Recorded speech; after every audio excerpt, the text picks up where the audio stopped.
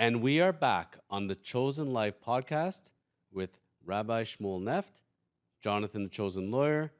Rabbi Neft, you've been gracious enough to give us several weeks now coming on our show. We've covered some really, really great topics. I have now a comical story to start off this episode with you. All right, let's do it. I have people that come to me very often and tell me, you know, Jonathan, I want to make changes in my life. But you know what? I see what you do and I think to myself, I want to be like him. But in the gym, at yoga, I'm not naturally great at that as you. And I said, wait, come again? And they're saying to me, no, like you've been to the gym, I'm sure your whole life. You've been yoga from a young age. You're a natural at it. I'm like, uh-huh. And then they tell me, you know, you're also very outgoing. You know, you host these podcasts. You're a partner at a law firm. You do seminars. I don't have that within me. You're just natural at it. I'm like, okay, let's scale this back down for a second here. I actually consider myself shy to this day. So do I, by the way. I figured as much. To this day. Someone this past weekend were like, what are you talking about? I know, every You laugh, have right? no idea. No, I consider myself still shy because up until the time I was a young adult, when I got my first retail job, I used to work at supermarkets, but I could hide back in the back, and I was in the produce department and chopping up the strawberries and stuff. But I could be independent on my own. I got a job at the Gap, and I was working towards assistant manager, and they made me be the greeter at the Gap. And not just the greeter, but at Yorkdale Shopping Mall, which any of you have ever been in Canada or in North America, biggest or one of the biggest ones in the world, biggest one for sure in Toronto, and the busiest one. And I started at Christmas time, and I'm the greeter, and I got to talk to everybody. I wanted to dig myself a hole and hide. I had no choice, and that helped me come to my shell. But I tell them, I was not a leader. I just didn't even talk, period. Natural at the gym? No. I forced myself for health reasons, but I wasn't very good at it. It didn't come naturally to me. And that's where, I always had that debate about genetics versus environment. Maybe it's both, maybe it's not. But I want to bring it to leadership specifically because I've seen people, they run a household, Shmuel. They have 3 kids, 5 kids. Sometimes the in-laws are living with them. They're paying the bills. They're managing the house. To me, that's a leader. But yet they go to the workplace and say, I'm the leader. I can't direct people. I just like to be told what to do. How do you help people that's saying, I'm sure people have come to you and saying, I'm thinking about becoming a rabbi one day, but that's not me. I'm not a leader. I don't know how to talk to people. I don't know how to motivate people. Is it a switch that could just be turned on or off? How does leadership work? It is. There's a lot to unpack there. I didn't say I'm going to make leadership. It easy on you. I think to be able to talk about leadership, I think first and foremost, I think you agree with me also, is that leaders are not perfect. Okay? Far from it. Far from it. At least the great majority of us. There are people out there that at least in Judaism we believe are on a spiritual level, on a very, very lofty, living a very lofty existence, like Moses, or like the Lubavitcher Rebbe, who's the foremost leader of the Jewish people, and so those people are special. There are such special people. Most of us are not, and so to be able to talk about leadership, first and foremost, you have to be able to understand that leaders are allowed to be vulnerable. Leaders are to be a leader. I think, in essence, means to recognize the faults within yourself so that you can improve yourself as well. I think you kind of hit the nail on the head. Everybody's a leader in some right. Not just, I'd even go back further from, not even just in the home, in the family. Please. You have to be a leader in your own life, in your own self. There's a famous story attributed to a great rabbi who had visions about changing the world. And he decided, okay, he got inspired. I'm going to go out there. I'm going to change the world. I don't exactly remember how he decided he's going to do it, but no one was hearing it. And so he decided, okay, if I can't change the world, I'm going to change in my city. So he goes out and he tries to do his best projects, initiatives. No one's taking it. No one's taking the bait. Can't improve the city. So he says, okay, at least I'm going to be able to improve my community. Goes and preaches to the community. The community's not having it. Tries to change his family. Same thing. comes to the realization, I think I just have to change myself. And so he worked on himself. And he went through this process, introspection and understanding your vulnerabilities and character building and becoming a better person, a better version of himself. And then he said, and then the story goes that then my family started changing, and then my community started changing, and then the city started changing. And so it's very every single person is a leader in their own lives. If you're going to throw up your hands and say, well, there's nothing I can do, and life is meaningless or hopeless, then that is abdication of your position of leadership. Now, there's a difference between being in a position of leadership and being a leader. A leader is a type of character. But at the very baseline, you're a leader in your own life. Are you able to be a leader in your own family? Probably. Are you able to be a leader at work in some way? Maybe, maybe not. But at least you're working your way up. And I think everybody has a potential. Everybody has a potential to be leaders. You hit the nail on the head. I was a shy kid.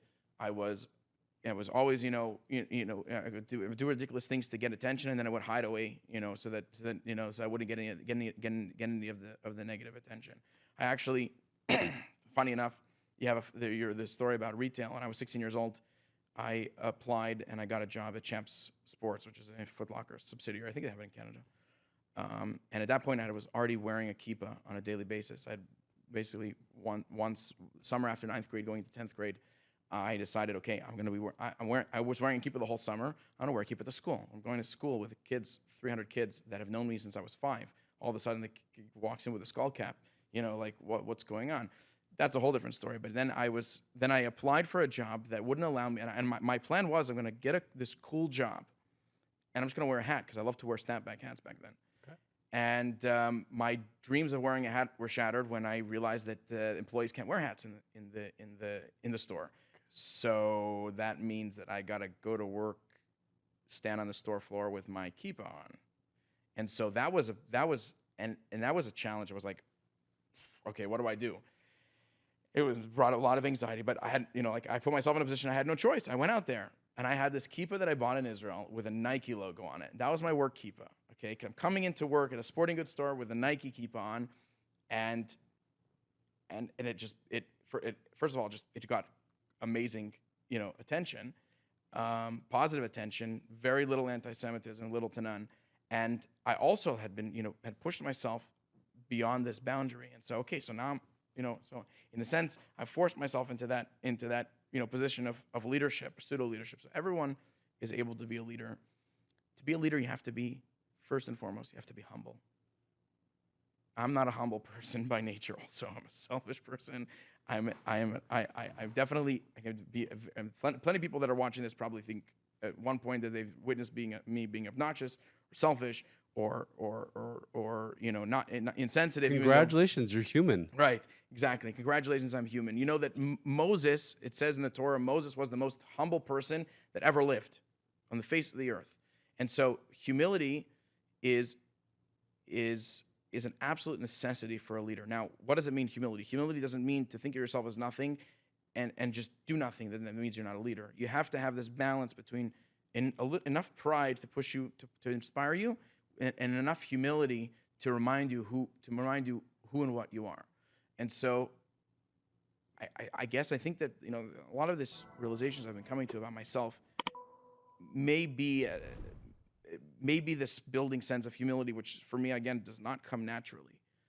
To say that so you have humble beginnings, you have a humble background, you're not the greatest thing since sliced bread. You have challenges also, but going through those challenges, talking about them, and actually being open about them, is what inspires others. And so I've come to this realization that being me, and with all the baggage that comes with it, and obviously not in a toxic way, it is what helps me do what I'm doing. And so I'm not naturally a leader. at least from the way I Which feel. surprises me because I would have thought that you, again, meeting you, he was for sure head of all the Jewish groups growing up in high school and undergrad. He was head of the sports teams. Like I would have seen like you always in that position. That's what I would have envisioned. And farther from the truth. No, farthest from the truth. Farthest from the truth. I even told my wife, I said, you know what? I came to terms, like, I'd always feared, kind of going back to Pittsburgh, Pennsylvania, where I grew up, in the fear of seeing people that I grew up with. And I told my wife recently, you know what?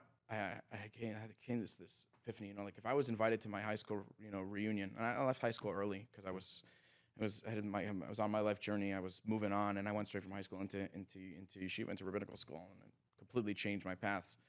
And I realized that if I was invited to a reunion, I actually might go because I am who I am. I'm nothing to be ashamed about.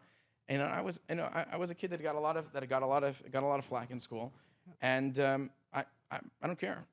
I'm not afraid. I'm not afraid of who I am. And so that is, again, I'm not coming here to lecture people about leadership. There are plenty of people that can do that. But we're certainly motivating them and helping inspire to find their path, their role. Right, and I would say the same thing about you. I wouldn't have thought that you have these struggles also, but that's exactly the point. You see, being a leader means that the person you are today is a result of those struggles. And some of the real the coaches out there, the guys that talk about leadership, the ones at least that have their heads screwed on straight, talk about how they have their own struggles as well, and how they've become who they are as a result of picking themselves up from those struggles. High school certainly helps show a lot of us to that. Like my issue was in high school, and I'm sure a lot of people can relate to this.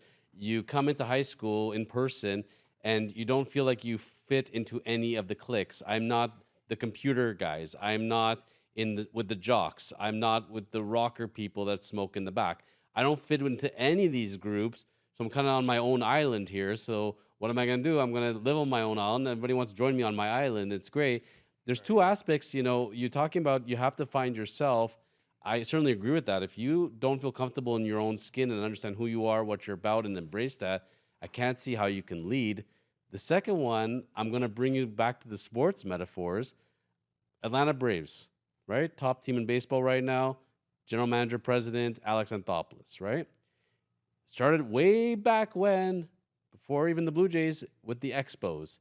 I believe he was in the mailroom and worked his way up. Steve Carsey, the former MLB pitcher that we do our show together, The Chosen Journey, he said this quote that has really, really stuck with me, and I'm seeing it now from the leadership point of view. He said, a child that cannot take instructions is a future unemployed adult.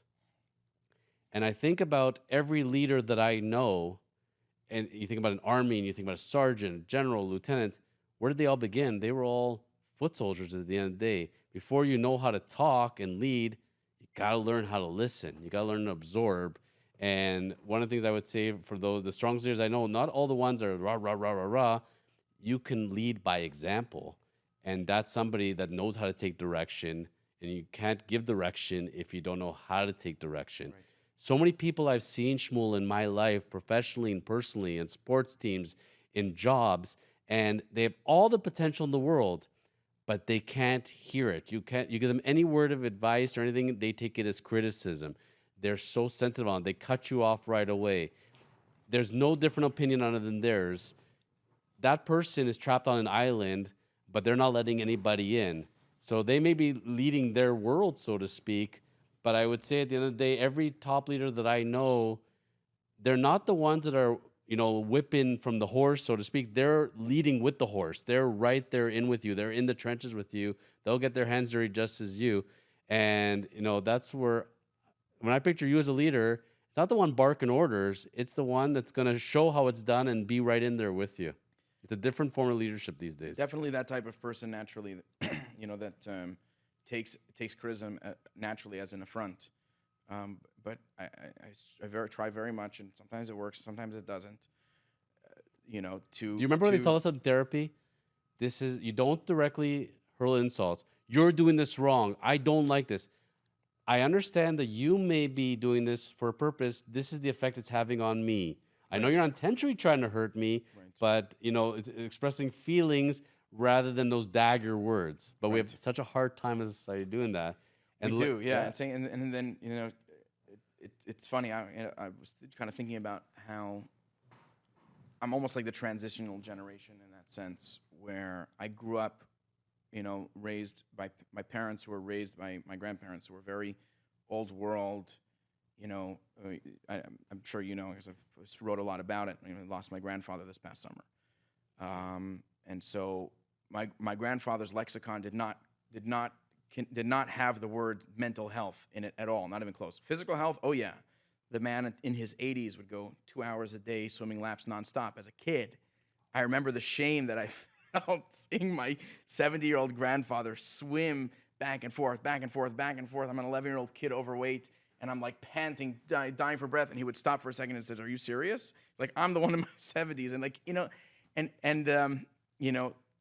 he and I were very close. But this kind of sensitivity, emotional intelligence, he didn't have.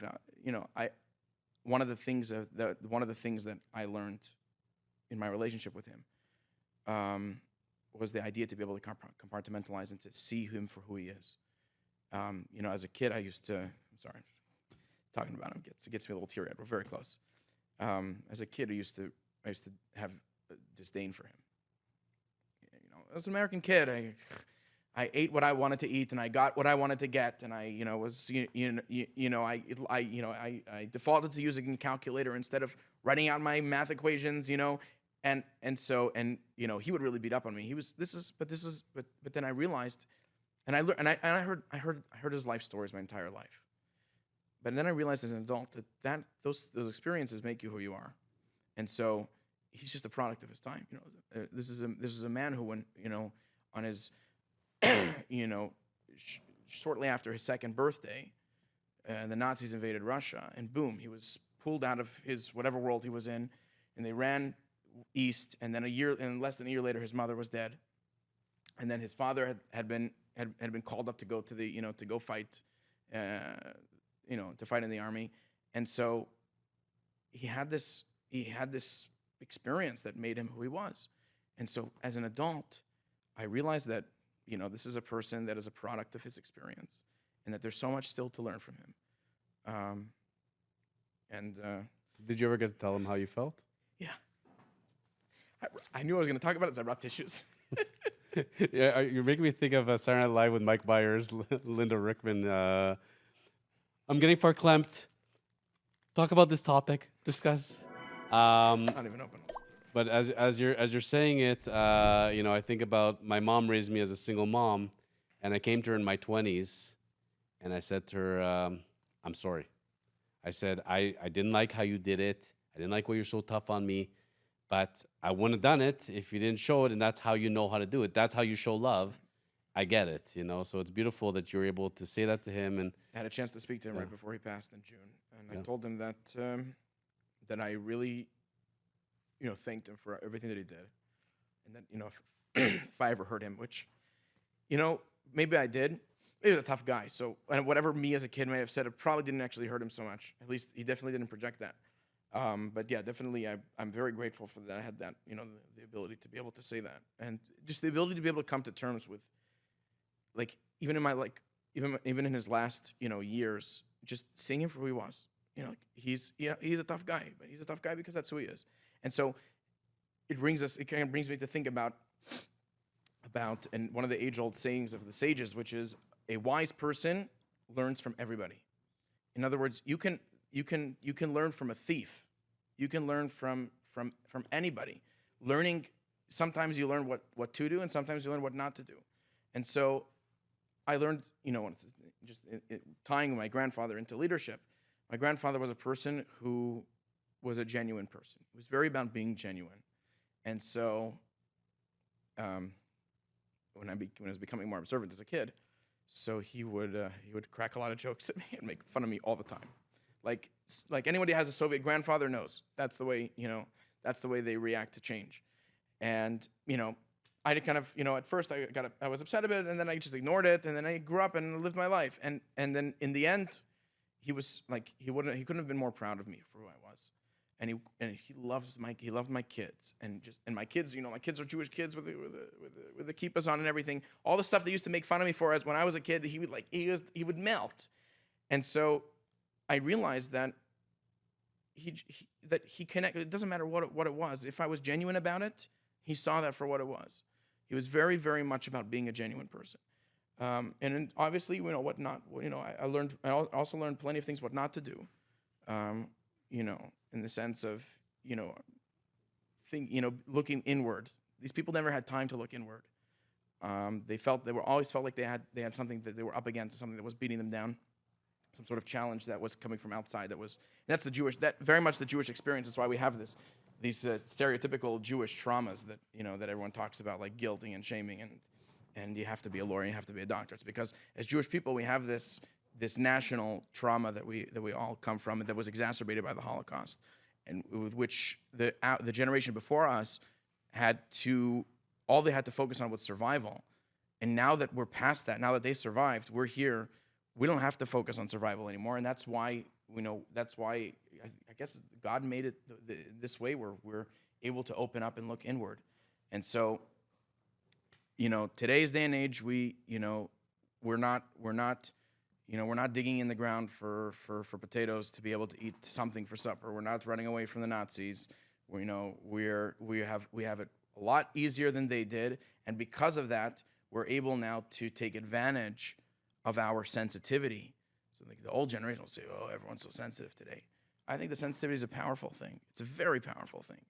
The fact that we're able to now look inward and explore in ourselves about who we are, especially as Jewish people, with the right-born heritage that we get as by being born Jews, and the gift that gives to our lives, we're able to now think about who we are. There was a time when all the immigrants were coming to the United States and Canada from Europe, and they said, well, in Europe we would keep Shabbat because that was society was like that. Now we're in America. If I don't work on Shabbat, I don't survive. I don't keep a job. And so people felt like they were forced to go against who they were. Nowadays, you don't have to do that anymore. No matter what you convince yourself. And I've taken up many people on the challenge. You can be who you are and not go to work on Friday nights and Saturdays, and you could still hold your job. And even the Canadian government will protect you if you need. It's all how you look at it and how you space everything. And again, it comes back to what we talked about a few episodes back. It's about the lifestyle at the end of the day. Right. For a person that wants to be a leader, thinks they're going to be a leader, a couple of things you touched upon there. First and foremost, don't carry around that trauma with you. Stop living in the past, worrying about what you didn't do. Learn to forgive yourself, love yourself, let it go. I think it's a lot easier at the end of the day. You're starting that point. And then if you want to be a leader, really, just be yourself. Be comfortable with who you are. Be good with yourself. And if you're good with yourself, you'll attract that like people at the end of the day. Right. I think the most ineffective leaders are the ones that are not true to who they are and are trying to play a character that isn't reflective of who they are at the end of the day. Right. Some people use that also as a cop-out. The be yourself. Like, I'm myself, so I don't have to, I don't have to follow any sets of rules or guidelines. You know that we should probably tell everybody that we don't mean that. No. Like, for example, like I'm coming here as a rabbi and I say be yourself. Well, being yourself, at least not to anybody. Every person, every nationality is created for a reason. So you have to be true to yourself within the confines of who you are, right? Being true to yourself means I am who I am. I'm born with what I'm born with, and myself is within the confines of that. So if someone says I want to be true to myself, Judaism doesn't speak to me. Well, the fact that Judaism doesn't speak to you, maybe we can work on that. But you're innately you're Jewish, and therefore yourself is that, and therefore you're allowed to be yourself within Judaism as well. I'm being I'm being myself within the confines of being a Hasidic Jew that's also a rabbi, that's also a community leader that has a certain image to uphold. I found that I'm able to do that and to balance those things, and that being yourself doesn't mean to mutually exclude something else. So I think it's just an important thing to say as well. No, and I agree with you, because I've told people, I've heard this expression, I'm going to go to India and find myself. I need to change my country. I need to change my job. I need to change the house I live in, change my religion. I tell you know what you're going to find at the end of the day? You in a different country with a different religion, but it's still you at the end of the day. We're trying to find these easy solutions, Shmuel. And the easy thing is just to rip it up and start again because we don't want to sit with our own minds and we don't want to be with who we are. We spoke about that. I just came back from my first trip to Guatemala. I've done a second trip to Guatemala since, where I've again seen people that are going to the ends of the earth to quote unquote find themselves, and that time after time are finding that they are who they are no matter where you go. So you'd have to being true to yourself means yourself the way you were created, and within the confines of a certain general lifestyle that is just the blueprint for who you're supposed to be. So for me, that's what I'm here to do, is to teach people that you can be yourself and be Jewish and tap into your heritage and follow the guidelines and the blueprint that Judaism sets forth for us. Live a meaningful life, live a purpose-filled life, all the while being who you are. Some people are this kind of character. Some people are that kind of character. I've realized that in my own life I can be that person and also be myself. Right? I'm not being myself and not being something else. I'm being myself in this truest form of myself. I have a good friend he's in New York. We spent a lot of time with each other this weekend because my family and I went away. We end up getting into conversations for hours long. We just talk. And I reminded him that at one point he asked me years ago, do you feel comfortable in your own skin? And at that point, I told him, and I actually believed that I had felt the most comfortable in my own skin I ever have in my life. My white shirt, with my beard, with my dark clothing, jacket, hat, my whole, Hasidic getup. And now I told him, I said, if I was comfortable in my own skin then, I'm infinitely comfortable now in my own skin, with the realization that I don't have anything to hide from. Like I said, I do know, I know Grateful Dead and Pink Floyd, and I know what the songs sound like, and I might sing along if I heard them, because that's who I was. That's what the things that I was doing back then. It doesn't mean that's who I am. That's who I am today, because who I am is beyond that. And so, realizing who I am on the level that's beyond that, which is on the soul level, I've come to understand that I'm not defined by my life experiences, and that my life experiences are not an albatross or a weight on me and my growth. In fact, they can actually be used to help other people as well. And so so back to me again, talking a lot about me, but well, you are the featured guest today, I guess so. But when it comes to my calling in life, I realized that being able to relate with people and showing people that I'm able to live what we would say is an exalted lifestyle, or at least in a lifestyle on a higher plane, all the while being very much in tune with the lifestyle that I used to live before, and other people currently live as well. And that, I think, gives a massive sort of relatability to people, that they feel like I'm able to understand who they are on their own level, and that it's not like a bad thing for me to be able to actually understand the references. It's like people I have conversations with, even some of the closest people, and they'll like utter out a swear word, and they're like, "Oh, Rabbi, I'm so sorry." I usually laugh it off. I want people to know, I know every swear word in the book. I've heard it many times in my life. But if they keep going, at some point, if you're gonna keep on it. But if you say this word or that word, it doesn't make me feel uncomfortable, because you're just talking. You're opening up. So it's not about me. It's about you. And so I've heard those words before. I'll hear it again. You don't have to feel ashamed in front of me, because I'm just a human being. I'm another guy. And all the while with a certain, in a sense of leadership, but still relatable.